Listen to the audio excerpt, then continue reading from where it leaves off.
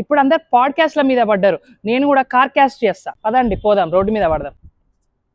మనమైతే ఇక్కడ నీలోఫర్ దగ్గరకు వచ్చినాం. ఇక్కడ అందరు కార్ పార్క్ చేసుకున్నారు. అక్కడ ఒక ఆయన అయితే కనిపిస్తున్నది, వెళ్ళి ఒకసారి అడుగుదాం.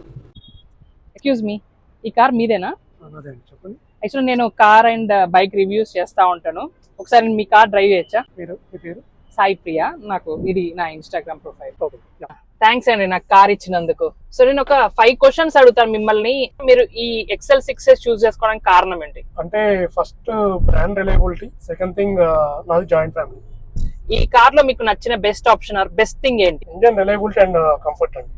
డ్రైవ్ కంఫర్ట్ అనేది చాలా ఈజీగా ఉంటుంది. మీకు ఈ కార్ లో ఏదైనా మెమరబుల్ ట్రిప్ ఉందా? ఉందండి. ఫ్యామిలీ మొత్తం కలిసి షిరిడీకి వెళ్ళాము, తర్వాత కజిన్స్ తో కలిసి లాంగ్ ట్రిప్స్ వెళ్ళాము, వైజాగ్, ఇంకా వేరే వేరే ప్లేసెస్ కూడా తిరిగాము. వెరీ సూన్ అరుణాచలం ప్లాన్ చేస్తాను ఇదే వెహికల్ లో.